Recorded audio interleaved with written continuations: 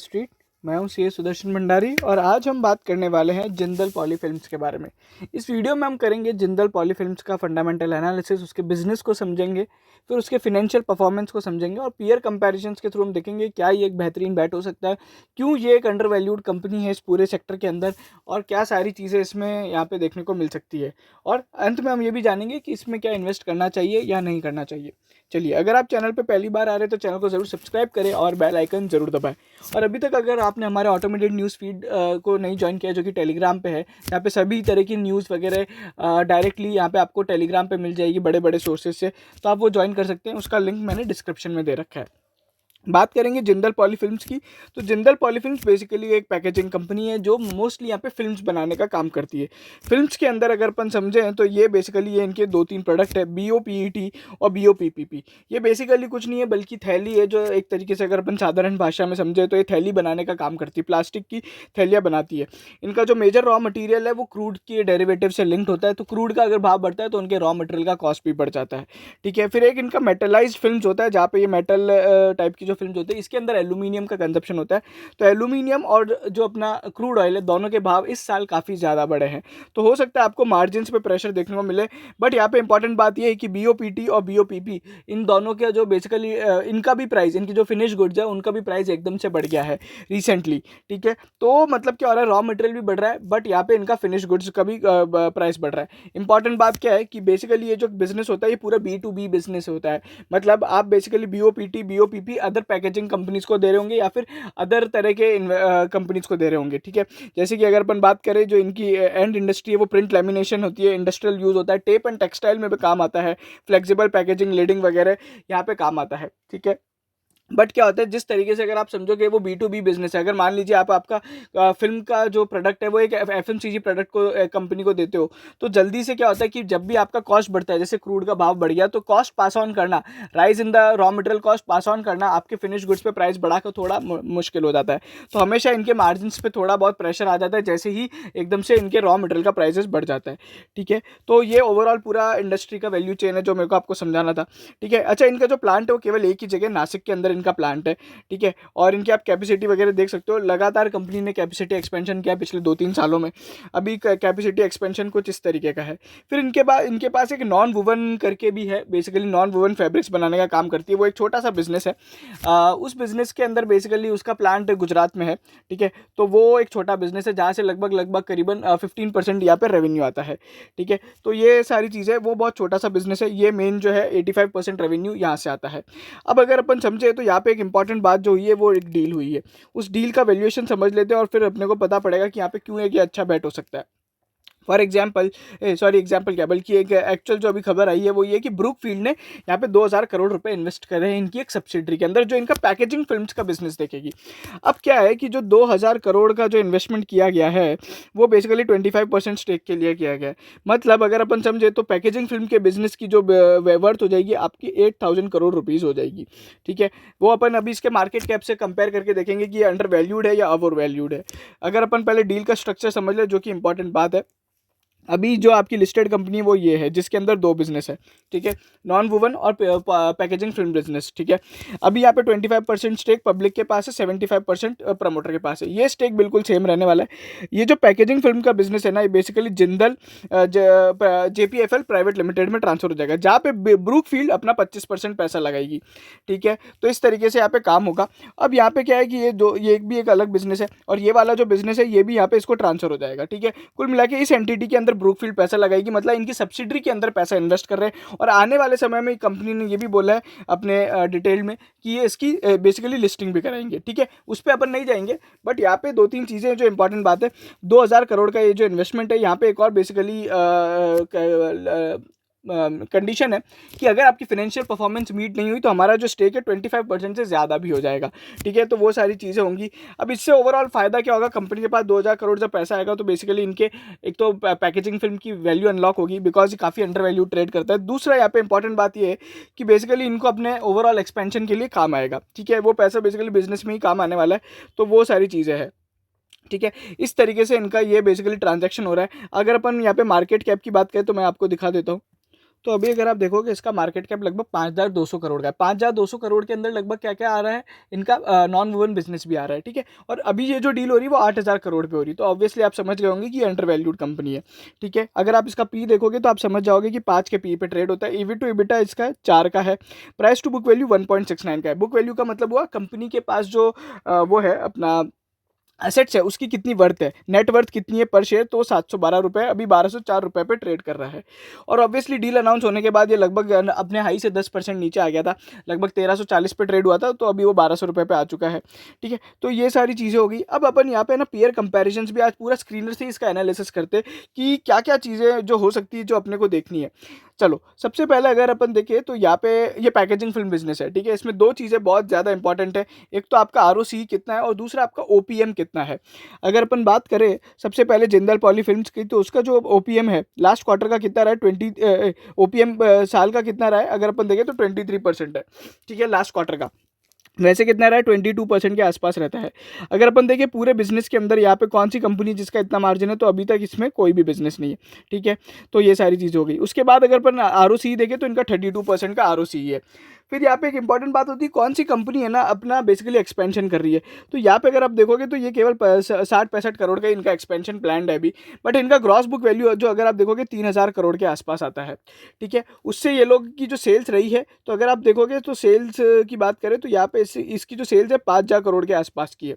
वहीं पे अगर आप इंटरेस्टिंगली चीज़ देखोगे तो यहाँ पे जो पॉलीप्लेक्स है उसका भी लगभग असेट बेस जो है 5000 करोड़ का है, बट वो केवल जो सेल्स करती है ना वो केवल 6 करोड़ की करती है, 6000 करोड़ की करती है।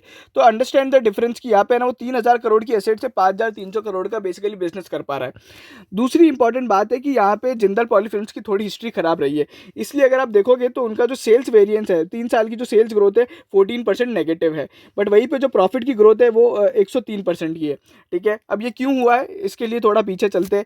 अगर आप इसका स्क्रीनर पे वापस से चार्ट देखोगे, मतलब अपना ईयरली चार्ट देखोगे, तो ये आपका प्रॉफिट एंड लॉस स्टेटमेंट है, ठीक है। पहले इसका जो रेवेन्यू 7000 करोड़ के आसपास हुआ करता था, फिर इनने अपने नीदरलैंड का एक बिजनेस तो बेच दिया था, ठीक है, मतलब थोड़ा बहुत उनके उस कंपनी के अंदर उनका स्टेक कम हो गया था, उसके बाद से रेवेन्यू इनके गिरते आए हैं। बट इंटरेस्टिंग बात क्या है कि कंपनी का ऑपरेटिंग प्रॉफिट लगातार बढ़ता आ रहा है। अगर आप देखोगे तो ऑपरेटिंग प्रॉफिट कंपनी के लगातार बढ़ते आ रहे हैं, और इसीलिए यहाँ पे कंपनी का ओपीएम भी बढ़ता आ रहा है, जो 23% है, 27% है, 23-27% वो काफ़ी हाईएस्ट है। और इसलिए कंपनी का जो नेट प्रॉफिट है, जहाँ एकदम से वो लॉस मेकिंग आई थी मार्च 19 में, अब यहाँ पे 935 करोड़ का प्रॉफिट है, ठीक है। अब इसका अगर अपन असर देखेंगे तो बैलेंस शीट में भी है। बैलेंस शीट में जहाँ कंपनी की पहले बोरोइंग करीबन 1900 करोड़ के आसपास हुआ करती थी, 2000 करोड़ की थी, वो अब सीधा 850 करोड़ हो चुकी है। तो लगातार कंपनी की डेट भी कम होती जा रही है। फिर अगर अपन देखें फिक्स्ड एसेट्स में, अगर अपन देखें तो यहाँ पे फिक्स्ड एसेट 2400 करोड़ के आसपास की है। इंपॉर्टेंट बात क्या है जो अपने को हमेशा ध्यान रखनी है कि अदर एसेट्स, यहाँ पे अगर आप देखोगे तो कंपनी का एक तो इन्वेंट्रीज हमेशा कंट्रोल में रहना चाहिए, 812 करोड़ है, ठीक है। अभी काफ़ी थोड़ा सा बढ़ गया है लास्ट 2 सालों में। बट वहीं पे ट्रेड रिसीवेबल्स अगर आप देखोगे तो जहाँ पहले 720 664 करोड़ के ट्रेड रिसीवेबल्स थे, अब 180 करोड़ के आ चुके हैं, ठीक है। 90 करोड़ की कंपनी के पास ओवरऑल यहाँ पे कैश एंड कैश इक्विवेलेंट्स है। लोन्स एंड एडवांसेस पे भी फोकस करना है, बिकॉज ये इसके रिलेटेड पार्टी ट्रांजेक्शन्स काफ़ी ज़्यादा है, जो कि अपने को एनुअल रिपोर्ट देखने से पता पड़ता है कि कंपनी ने बहुत सारी अपनी अदर रिलेटेड कंपनीज को भी लोन दे रखा है। तो we need to be very specific. For example एक जिंदल थर्मल पावर टेक करके एक कंपनी है जिसको इन्होंने ना 150 करोड़ का लोन दे रखा है, जबकि इनका खुद का भी डेट है। तो वो क्या होता है कि बेसिकली अपना खुद का ही डेट चुका दो, और दूसरे को डेट देने से अच्छा है तो खुद का डेट चुका दो। तो वो सारी चीज़ें होती है, रिलेटेड पार्टी ट्रांजेक्शंस इस कंपनी में बहुत ज़्यादा है। और इनके सेम ही बिजनेस और सिमिलर बिजनेस में अदर कंपनीज भी लिस्टेड है, लाइक जिंदल फोटो करके एक है, वो भी लिस्टेड है, बट वो बहुत छोटी कंपनी है। और प्रमोटर का स्टेक 74% रहा है। एफआईआई का स्टेक अभी रिसेंटली बढ़ गया, 2.9% हो चुका है। डीआईआई का स्टेक भी स्टेबल है, 0.01%, ठीक है। तो ये सारी चीज़ें थी। अगर अपन इसको बाकी और कंपनी से भी कंपेयर करेंगे आप पैकेजिंग फिल्म की, जैसे कि अगर अपन मोल्टेक पैकेजिंग से करते हैं, जिसका अगर आप पी रेशो भी देखोगे तो काफ़ी हाई है। ये जो कंपनी जब ट्रेड करती है तो पी रेशो इसका काफ़ी कम है, वो भी अपन कंपेयर कर लेते हैं। तो अगर आप देखोगे तो ये 5 के पी पे ट्रेड होता है, वहीं पे ईपीएल जो है वो बेसिकली 22 के पी पे ट्रेड होता है, और ये बेसिकली जो पॉलीप्लेक्स है वो 13 के पी पे ट्रेड होता है। और वहीं पे अगर अपन बात करें मोल्टेक पैकेजिंग की तो वो 31 के पी पे ट्रेड होता है, ठीक है। मेजर कंपनीज ये हैं। कॉस्मो फिल्म्स इनकी एक मेन कॉम्पिटिटर है, क्योंकि वो भी फिल्म का बिजनेस करती है, ठीक है। अभी ईपीएल ये वाले बिजनेस में नहीं है, क्योंकि ईपीएल क्या करती है, वो टूथपेस्ट के लिए पैकेजिंग प्रोडक्ट बनाती है, वो डायरेक्ट पैकेजिंग प्रोडक्ट बनाती है। ये जो कंपनी है ये पैकेजिंग प्रोडक्ट्स वाली कंपनियों के लिए रॉ मटेरियल का काम करती है, थोड़ा सा बिजनेस में डिफरेंस है। जैसे मोल्टेक क्या करती है, एशियन पेंट्स के लिए पेंट्स के डब्बे बनाती है, तो उनका इस तरीके से ये बिजनेस में डिफरेंस है। और वहीं पे यहाँ पे इनका अगर आप देखोगे कॉस्मो फिल्म्स का भी जो ओपीएम है ना, वो लगभग है ना अपने जिंदल पॉली के आसपास आता है, लगभग 18-19% का आता है। उनका भी आरओसी काफ़ी ज़्यादा है। तो बेसिकली आप इसको कंपेयर करने के लिए कॉस्मो फिल्म्स एक बेहतरीन एग्जाम्पल रहेगा। ठीक है, तो ये सारी चीज़ें हैं। और इसमें क्या है, बेसिकली बैट यहाँ पे अंडर वैल्यूएशंस की है। ठीक है, ये इसका जो पी है वो काफ़ी कम है। अगर अपन 5 साल का भी रिकॉर्ड देखें तो 5 साल से ये लगभग है ना इसी के आसपास ट्रेड हो रहा है। ठीक है, अगर आप इसका पी रेशो देखोगे तो यहाँ पे यही रेशो के आसपास ट्रेड हो रहा है। बट क्या है कि जैसे आपको पता हो, ब्लैक स्टोन ने यहाँ पे एसएल प्रोपेक्ट में आके बेसिकली उसको पूरा रिवाइव कर दिया था। तो यहाँ पे ये एक एक्सपेक्टेशन है कि ब्रुकफील्ड भी आके इसको अगर रिवाइव कर देगा तो ये आने वाले समय में काफ़ी बढ़िया परफॉर्मेंस दे सकता है। तो it is a bat on the turn around story. ठीक है, ये कैसे चलेगा, बिकॉज क्या है कि पी रेशो तो हमेशा से इसका डिप्रेस्ड ही रहा है, इंडस्ट्री के पे थे उससे डिप्रेस्ड ही रहा है। तो आप केवल इस बात से पैसा लगाओ कि मैं ना ये कंपनी का पी कम है, तो यहाँ पे प्रॉब्लम क्या हो सकती है कि पी तो हमेशा से कम रहा है। अब बात ये कि आप थोड़ा बहुत यहाँ पे एक बार एंट्री पॉइंट ले, जब से इसमें थोड़ा वैल्यू रिवाइव होने को मिले। ठीक है, एकदम से इसमें अगर यहाँ पे प्राइस रैली करता है basically because of Brookfield investment वगैरह, या फिर जिस तरीके से कंपनी यहाँ पे काम करेगी, तो आप यहाँ पे बिल्कुल पैसा लगा सकते हैं। तो अभी क्या रहेगी अपनी बैट यहाँ पे, बेसिकली आप क्या करो, अभी 1200 रुपये के आसपास भाव चल रहा है। ठीक है, डील अनाउंस होने के बाद थोड़ा बहुत टूट गया था। अब आप इसमें क्या कर सकते हो कि 1200 रुपये के आसपास एक एंट्री ले लो। ठीक है, 1200 रुपये के आसपास ले लो और फिर इस क्वार्टर के रिजल्ट्स के बाद लेना, बिकॉज क्या हुआ, इस क्वार्टर में क्रूड का भाव भी काफ़ी बड़ा है, तो हो सकता है मार्जिन पे प्रेशर देखने को मिले। फिर उसके बाद अपन देखेंगे कि इस क्वार्टर में किस तरीके से कंपनी ने परफॉर्मेंस करी है। और तब तक आपको क्या होगा ना कि ब्रुकफील्ड का भी जो इन्वेस्टमेंट है और जो पूरा ट्रांजेक्शन है जो अगले 6-7 महीनों में कंप्लीट होगा, मतलब जिस तरीके से कंपनी ने बोला है कि जून क्वार्टर तक हो जाएगा, जो नेक्स्ट क्वार्टर होगा जून या फिर सितंबर क्वार्टर तक हो जाएगा, तो तब तक अपने को पता पड़ जाएगा कि ब्रुकफील्ड के कारण कंपनी में कुछ बदलाव आ रहा है क्या, पी रेशो यहाँ पे बढ़ रहा है क्या, या फिर ये अगर इसी पी रेशो पे ट्रेड करेगा तो फिर यहाँ पे इतनी अंडर वैल्यूएशन नहीं है। ठीक है, तो ये मेजर चीज़ें हैं जो यहाँ पे अपने को ध्यान रखनी है। ठीक है, तो 1200 रुपये पे एक एंट्री ली जा सकती है एक बार के लिए। उसके बाद यहाँ पे अपन धीरे धीरे एंट्री बढ़ाएंगे जैसे जैसे ये स्टॉक ओवर परफॉर्म करेगा। ठीक है, बट अगर अंडर परफॉर्मेंस करता है कि 1000-1200 रुपये के आसपास ही ट्रेड कर रहा है, तो we will not going to increase just because कि है ना ये बेसिकली अंडर वैल्यूड है। नहीं तो क्या होगा, अपना कैपिटल बेसिकली बार बार इसमें ना इन्वेस्ट होता जाएगा और इट विल बी लाइक कि वो फंस जाएगा पैसा। ठीक है, तो ये सारी चीज़ें जो अपने को ध्यान रखनी चाहिए। आज अगर आपने देखा होगा तो पूरा का पूरा जो एनालिसिस है हम लोग ने स्क्रीनर से किया था। स्क्रीनर से आप बहुत सारी चीज़ें कर सकते हैं, इसमें बहुत सारे तरह तरह के रेशोज भी देख सकते हैं। लाइक अगर अपन बात करें डेट टू इक्विटी रेशो भी आप देखोगे तो यहाँ पे आप जिंदल पॉली का, पॉलीप्लेक्स का, ईपीएल का सबका कंपेयर कर सकते हो। पीजी रेशो क्या होता है, प्राइस ज़्यादा तेजी से भाग रहा है या फिर अर्निंग ज़्यादा तेजी से भाग रहा है। जिसका भी 1 से कम होता है वो बेसिकली उसके अंदर ये होता है कि अर्निंग्स तेजी से भाग रही है, प्राइस धीरे भाग रहा है। ठीक है, तो इस तरीके से होता है। ईपीएल बेसिकली ईपीएल और मोल्टेक थोड़ी मतलब वैल्यूएशंस के टर्म में काफ़ी ज़्यादा उनका है valuations, because of some of the reasons की उनके जो बेसिकली एग्रेसिव ग्रोथ है और एग्रेसिव यहाँ पे मैनेजमेंट है। तो ये सारी चीज़ें हैं जो बेसिकली आपको यहाँ पे जिंदल पॉली के हिसाब से यहाँ पे ध्यान रखनी चाहिए। तो ये एनालिसिस आज यहीं खत्म होता है। अगर आपको वीडियो पसंद आए तो प्लीज़ चैनल को सब्सक्राइब करें, लाइक करें और शेयर जरूर करें ज़्यादा से ज़्यादा, और आप हमें टेलीग्राम पे भी फॉलो करें। Thank you so much.